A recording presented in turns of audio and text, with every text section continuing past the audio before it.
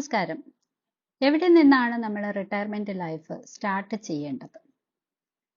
എവിടെ നിന്ന് retirement plan ചെയ്യണം എന്ന് പലർക്കും ഇപ്പോഴും അറിയില്ല. എവിടെ നിന്ന് സ്റ്റാർട്ട് ചെയ്യണം, റിട്ടയർമെന്റ് പ്ലാൻ എങ്ങനെയാണ് തുടങ്ങേണ്ടത് അല്ലെങ്കിൽ എവിടെയാണ് തുടങ്ങേണ്ടത് എന്ന് അറിയാത്തവരാണ് പലരും. ആദ്യത്തെ കാര്യം തന്നെ, ഫസ്റ്റ് സ്റ്റെപ്പ് എന്ന് പറയുന്നത് തന്നെ നമ്മുടെ മൈൻഡ് സെറ്റ് കറക്റ്റ് ആക്കുക എന്നുള്ളതാണ്. നമ്മളുടെ റിട്ടയർമെന്റ് ലൈഫിലേക്ക് വേണ്ടി നമ്മൾ പ്ലാൻ ചെയ്യാൻ ഉദ്ദേശിക്കണമെങ്കിൽ ആദ്യം നമ്മൾ നമ്മുടെ മൈൻഡ് സെറ്റ് അതിലേക്കായിട്ട് പാകപ്പെടുത്തുക എന്നുള്ളത്.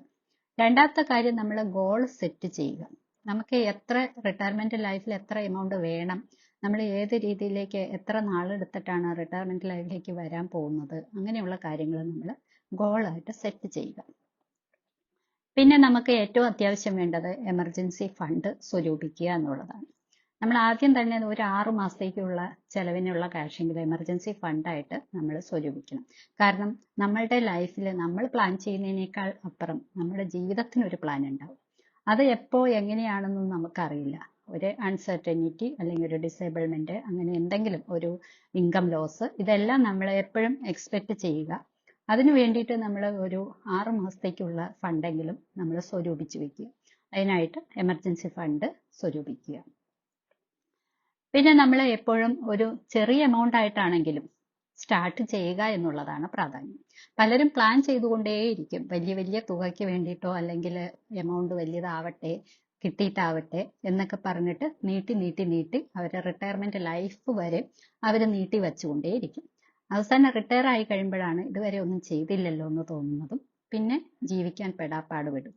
മറ്റുള്ളവരെ ആശ്രയിക്കേണ്ടി വരും, കുട്ടികളുടെ മുന്നിൽ കൈനീട്ടേണ്ടി വരും, പിന്നെ ഇല്ലാത്ത പൊല്ലാപ്പുകളാണ്.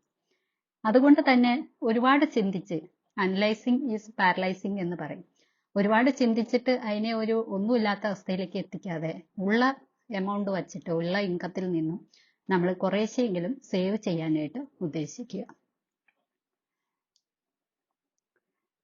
പിന്നെ അത്യാവശ്യം വേണ്ടത് ഒരു ടേം ഇൻഷുറൻസ്, അല്ലെങ്കിൽ നമുക്ക് ഒരു പ്രൊട്ടക്ഷൻ, നമ്മുടെ ലൈഫ് പ്രൊട്ടക്ഷൻ, ഒരു ഇൻഷുറൻസ് ബേസ്ഡ് പ്രൊട്ടക്ഷൻ.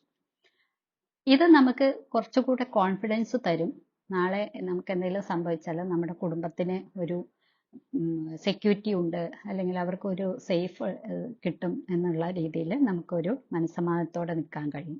അപ്പോൾ ഈ 5 സ്റ്റെപ്പുകൾ, mind set, goal setting, emergency fund, starting with a small amount and term insurance or insurance protection, ഈ 5 കാര്യങ്ങൾ നമ്മൾ ചെയ്തു വെച്ചിട്ടുണ്ടെങ്കിൽ നമുക്ക് റിട്ടയർമെന്റ് ലൈഫിലേക്ക് ഫസ്റ്റ് സ്റ്റെപ്പായി തന്നെ പറയാം.